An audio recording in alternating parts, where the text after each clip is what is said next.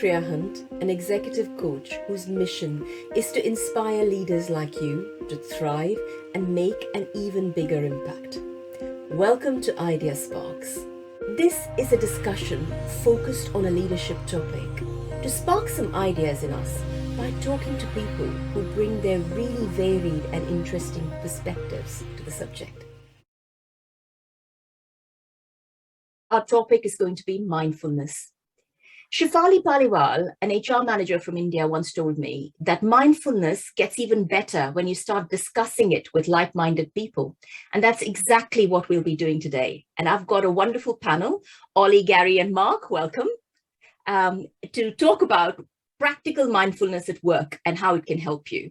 So, Oli, let's start with you. Could you tell us a bit about yourself and when did you start experimenting or engaging with mindfulness? Sure. Thank you, Priya. Oli Barnett. I'm a management consultant. Probably spent half my career in consulting and half in industry. Family, dad of daughters, married. Busy life, I think, is probably the best way of describing it. I wouldn't say I've dabbled with mindfulness for very long. I've probably fully engaged with it over the last 9-12 months or so. I've always known about it. I've always kind of skirted around the topic and probably been too busy to really engage, which is slightly ironic. It has almost, I'd say it's transformed me and is still transforming me over the last kind of 6 to 9 months or so as I've really started to engage on the topic and understand it more deeply. Excellent. Welcome. And Gary, tell us about you. Hi, Priya. My name's Gary Keogh. I am Global Brand Director for some whiskey brands, including Balvenie Single Malt and Drambuie, which is a liqueur brand. Also doing an MSc in coaching at Henley. So very much like Oli, very busy life, outnumbered at home by 2 girls, wife and daughter. And I very similar to Oli, actually. I kind of had mindfulness in the, maybe, forgive me for it, but religious or mumbo jumbo box until I was kind of, I think, forced into using it to start with in January as part of the work at Henley, and realized I was being quite naive in advance of that about just how powerful it can be. Brilliant. Thank you, Gary. And Mark, welcome. Thank you. I'm Mark Zirbser. I'm the Director of Operational Excellence in a satellite communications company, and have been involved in kind of operational performance improvement or strategic change probably for about 20 years. And like Ollie, kind of in industry and in the consulting field. And then I like to kind of balance out the rest of life as a coach, both I'm a level 2 triathlon coach and do some kind of executive leadership coaching as well. So I can try to blend that all into life. Like the other 2 guys, I'd still consider myself a mindfulness novice. And my experience in mindfulness started about 3 years ago when I was struggling to cope with the death of my wife, and I was finding myself kind of lost in a fog, never present, always thinking about the past or the future that should have been. And so I started exploring mindfulness as a personal way to cope. Kind of fast forward 3 years later, I've now kind of embedded mindfulness into my coaching practice as a coach, and then I'm using it as a technique with my coaching clients, which I'm sure we'll talk a little bit about today. That's really interesting. Thank you for sharing that, Mark. I mean, it sounds like we've all got different experience of mindfulness. It'd be great to explore that a bit more. And Gary, let me start you with a question, because you've said you've done a bit in Henley, particularly on mindfulness. How would you define or describe it now? So this was something that I struggled with a little bit, because I think some of the definitions of mindfulness are a little passive, and I think that contributed to some of my skepticism. So there's lots of things out there from well-known scholars that I won't particularly quote, but talking about present moment awareness, about paying attention on purpose, being in the moment. And the thing that I struggled with was I was trying to work out, well, what end does that serve? So I think it is about things like unconditional positive regard. It is something that's about deliberate thinking and reflection in the moment, but it's also something that can really contribute to behavior change. So if you like, I being quite action orientated, I wanted to see what the action was from it. And that's given me, because I can now see the end goal, it's made me feel more comfortable about some of the descriptions that can feel a bit passive to me, not to everyone, but that's how I would certainly frame it. And that's really interesting. And Oli, I mean, what are your thoughts? You said that you've been actually looking at it for a few months now. And what have you observed? Any changes? Anything that's changed for you? Yeah, I think quite a big change for me. I think if I go into kind of just a bit of background and context, I think, you know, lockdown and everything that was going on and busy world, kind of volatile environments, but whether it's work or life or whatever it may be, I think it was getting on top of everyone, and it was particularly getting on top of me and thinking, right, well, how do I start to free myself up in terms of free my brain capacity up and give myself a bit more space?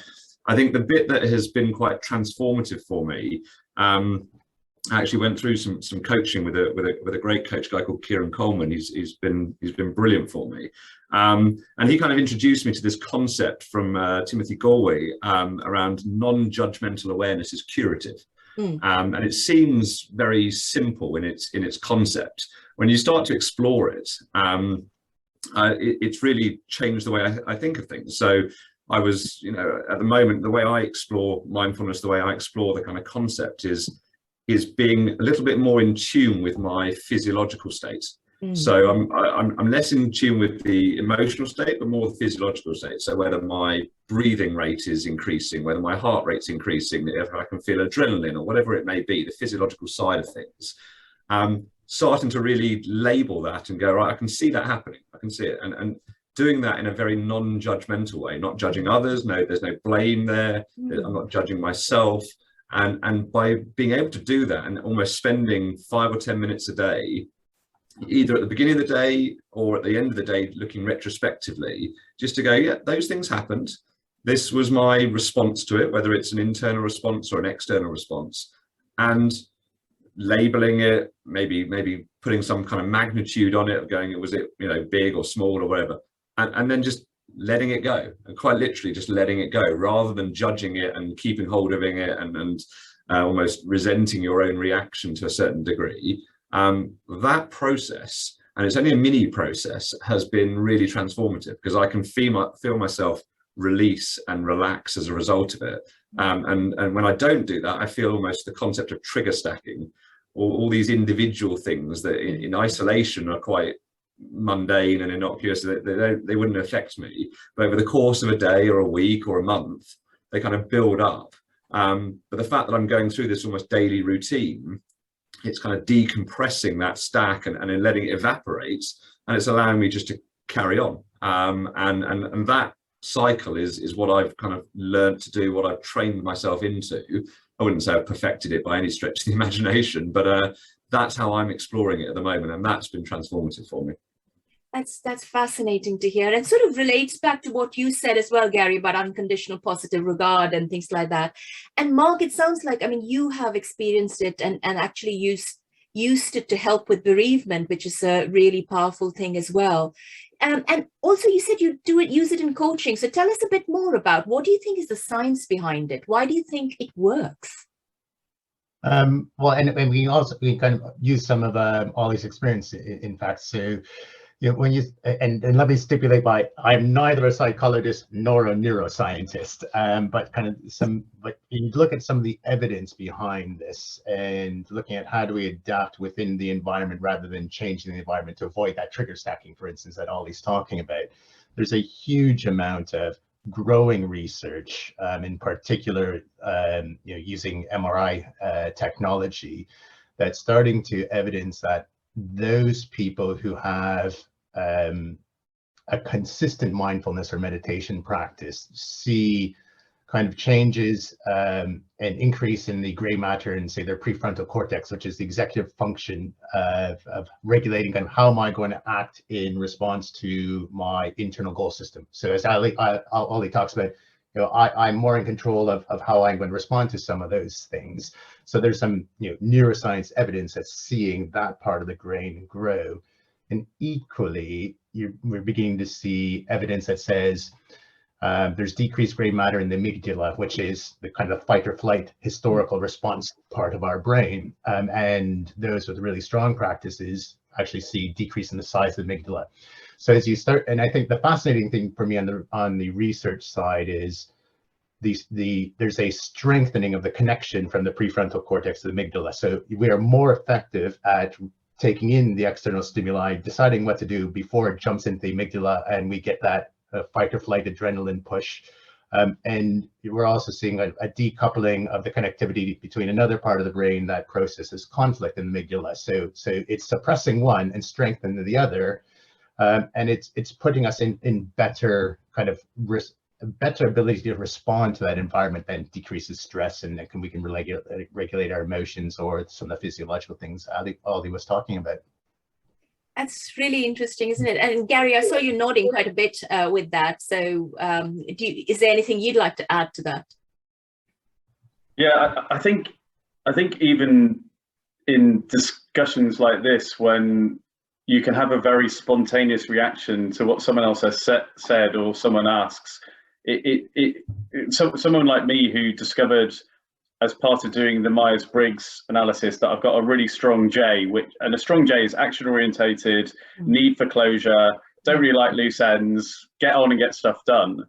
And look, there's strengths in that, right? You spin lots of plates, you get lots of progress, you get lots of momentum, but the risk is you miss things. The risk is you miss opportunity, you miss insight. And that's where I think mindfulness starts to play a real role for someone like me, who just has to sometimes apply the brakes and make sure that really good opportunities aren't missed, but they are taken account of, and making sure that you're not constantly in system one, automatic, spontaneous, subconscious, but actually, exactly as Mark has outlined in the science, which I thought he did very well for a non-neuroscientist, engaging that prefrontal cortex, being a bit more deliberate, asking the really, really powerful questions, like ensuring you're demonstrating real empathetic listening, because that's where real insight can come from, and making sure that goal setting or action orientation is mindful and it's taken consideration of more things than a more one-track mind might consider. I think that's quite spot on, isn't it? And I really like how you explained that, Mark. And we've got sort of the sympathetic nervous system where the amygdala just sort of, triggers all the system one thinking, as you said, Gary. And then you've got this parasympathetic one, which is sort of more calming and sort of rest and regenerate. And when you engage with mindfulness, you're triggering the second bit, which is fascinating. Now, Oli, I mean, coming back to you as being a consultant, particularly, organizations like Google have actually adopted mindfulness in a big way in their work life. So I understand they have a chief mindfulness officer, definitely a role that I'd love to apply for one day. and I believe that even the meeting rooms and things, they have mindfulness, recordings that you can play just before you start a meeting. How do you think corporates can actually incorporate this into professional lives? Yeah, I think it's a great question, because I think there are there's almost two angles at this. It's how can they and will they, basically, because I think that the latter is probably the more interesting question. And Gary, I think to your original point of, if you rewind the clock to where you were a few years ago of how you viewed it, I think a lot of corporates and organizations kind of go, well, yeah, I see a lot of people talking about mindfulness, but I don't really understand what it is. I don't see the value of it.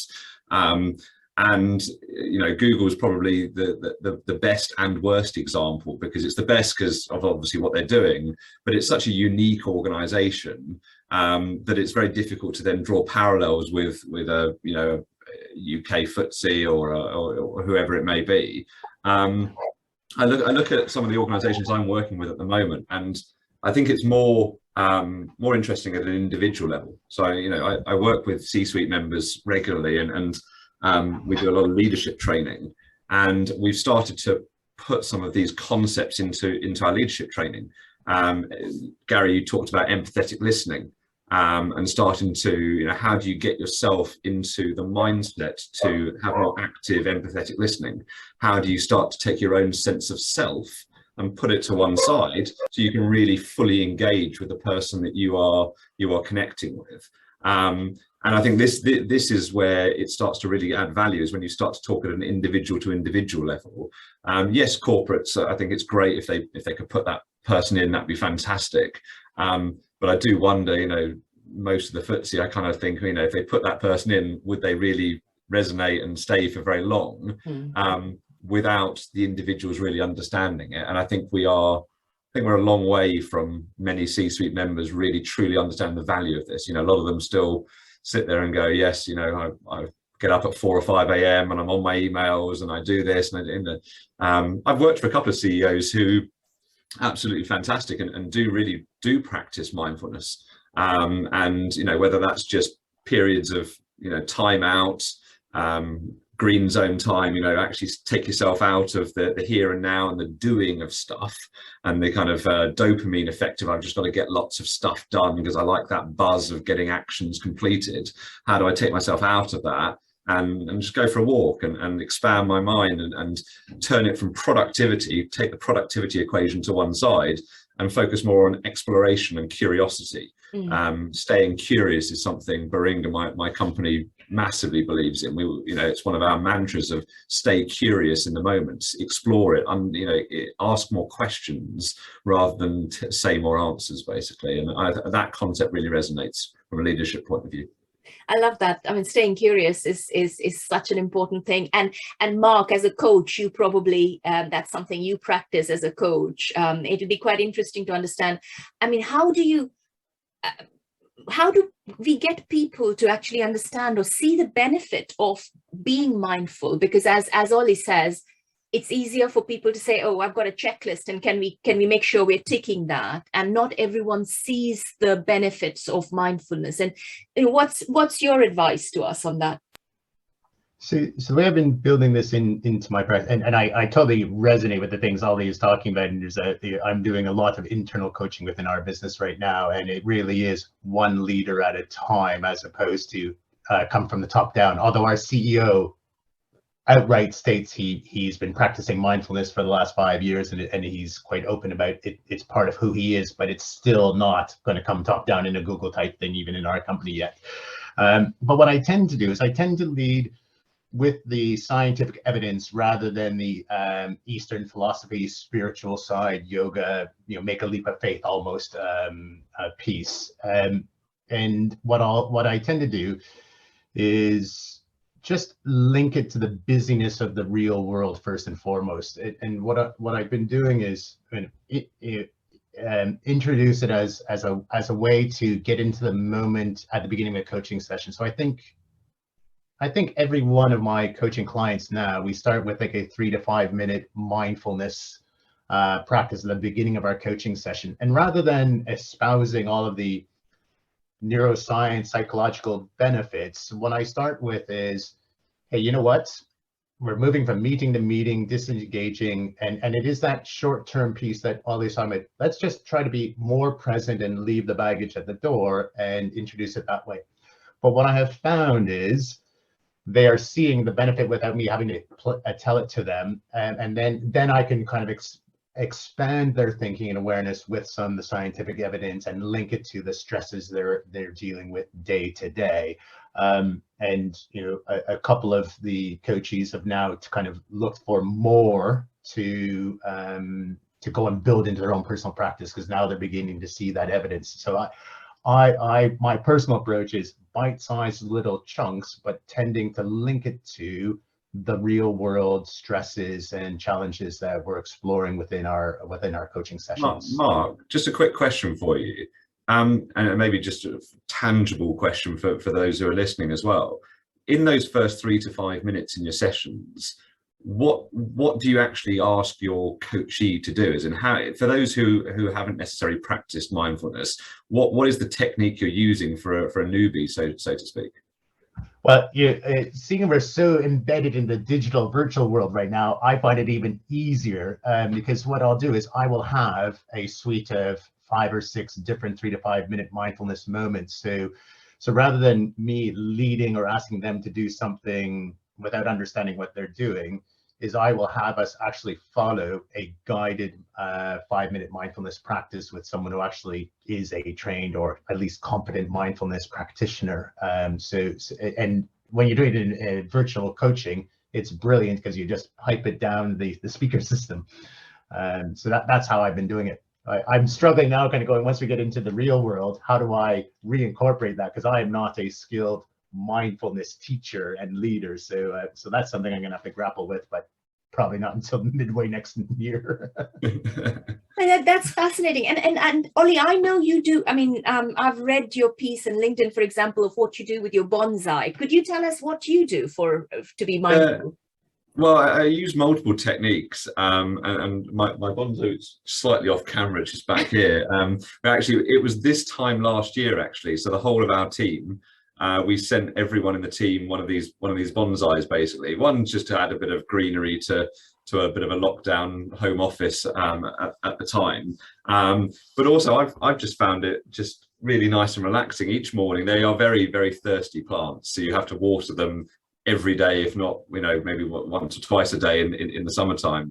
And so just a little bit of, it only takes about a minute, 90 seconds or so each morning, but the routine and the habit of going into my home office, even if I'm going into the office in London, I'll come up here first, give it a bit of water, clean away the leaves that have dropped, maybe prune it a little bit in terms of just take some of the stunted growth off, and that then promotes some of the growth.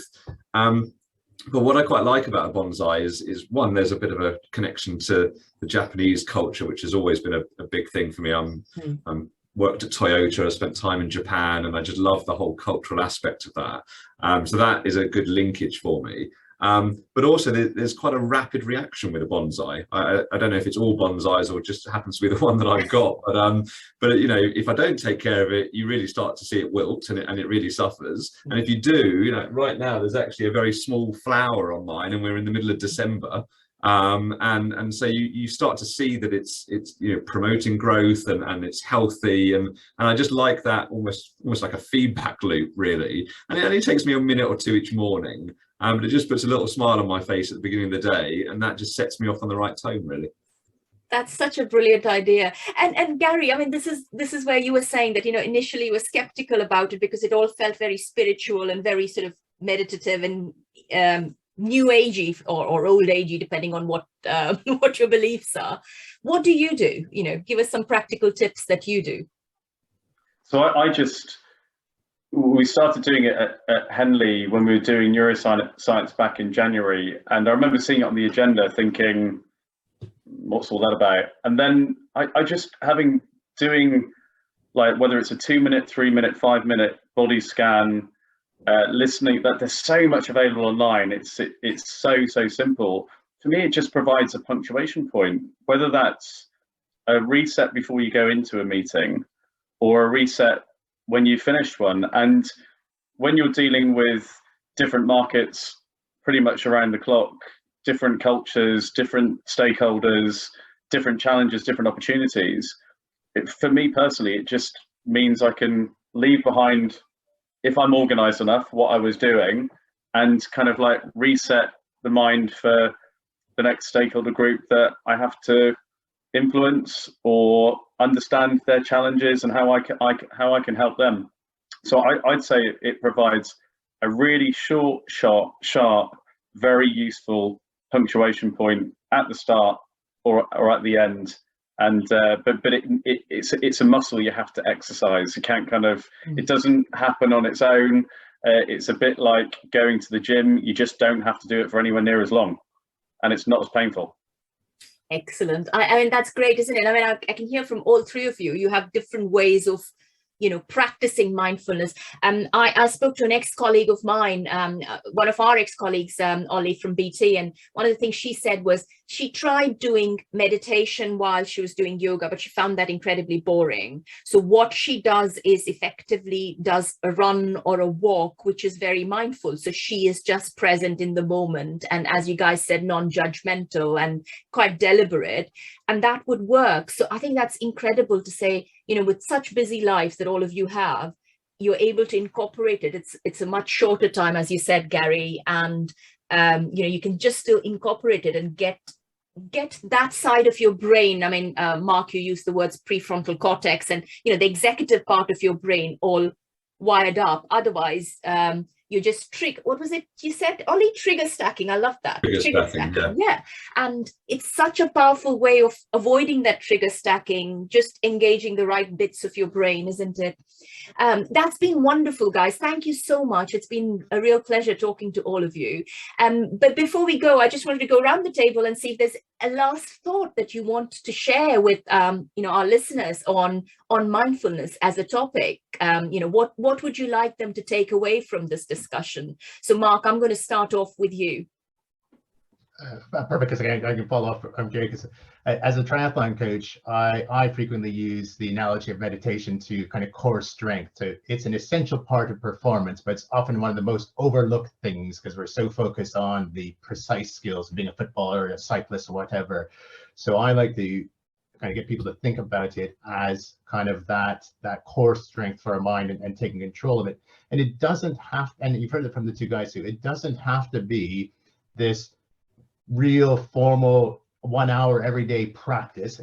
There's evidence that that's what leads to permanent change in your brain structure and the neuroplasticity. But equally, informal practice, being the bonsai tree, going for a walk, and I think our role as coaches can be mapping that opportunity to what the client sees. So I'll just close with one final example of, I was dealing with a senior vice president who was in a highly politicized project where everybody was in dire straits. So the next meditation that we did, the following coaching session, was around loving kindness, so that she's embracing all the other people, and it fundamentally affected how she went into the next politically charged meeting, for instance. So I think as coaches, we can kind of use it as a pick and mix and map it so that our clients, we do some of that signposting for them. Thank you, Mark. Oli, your thought for our audience. I think for me, the thing that's been helping me in recent kind of days and weeks actually is the concept of, especially for people who are already kind of into their career and working with senior leadership and stuff, everything that's happening in the now, we are perfectly equipped for. This concept of, we have built experience up, we've built tools and techniques and methods and ways of encountering a problem and dealing with a problem. We are perfectly equipped for anything that is thrown to us. However, we worry about a situation before it's happened. We have anxieties, we have stresses and pressures. And I do question where those pressures are coming from, because they're not necessarily coming from any inability to be able to deal with it. They're coming from your perception of others, the external influences. There's a podcast that one of the series of the high performance podcasts, if you ever listen to those, and there's one by Johnny Wilkinson, which has just been absolutely brilliant. I've actually listened to it now 3 times, because every time I listen to it, I'm like, there's more there. There's absolutely more to do. So I would, if you haven't listened to that, absolutely listen to it. But he talks about this concept of everything in the now I'm perfectly equipped for. So if I deconnect myself from external influence and worrying about what is happening in the past, I'm not necessarily an outcome and a consequence of all those things in the past. Actually, those things in the past, I will see them through how I am right now. And I love this concept because I love the whole kind of work-life balance aspect of, I want to be fully present and I want to be fully engaged, whether that be at work, to what Gary was saying, of making sure that when I go into a meeting, I'm fully present and I can engage with that and however I need to, or whether it's playing with my daughters. and making sure that when I'm at home, I don't have half a mind on the next meeting or the next pitch or this deliverable or whatever it may be, but making sure that I'm really present with them, because that's what they're going to love and thrive on. And so the more I can detach myself from this perception of external influence, that's what I've really focused on. And that podcast has been fantastic to listen to. Lovely. Thank you. We'll definitely listen to that one. Gary? For me, I think if anyone feels skeptical about it, I can empathise. But I can also testify now to how transformational it can be. And so I would encourage people to give it a go. It's not going to take a lot of time to start with. And then people can determine the benefits for themselves. But for me, very much picking up on what Oli just said, I think it can be action orientated. I think it can help with the actions that you take. And that gives me great comfort. But I think it can help you be a better peer, a better boss, a better team player, a better dad, a better son, a better brother, mum, daughter, all the rest of it, by actually just being in that moment, just the best you can possibly be. So for those skeptics out there, I empathise. Why not give it a try? Doesn't take a long time. I think that's been really great, and I will leave our audience with a thought from my side as well.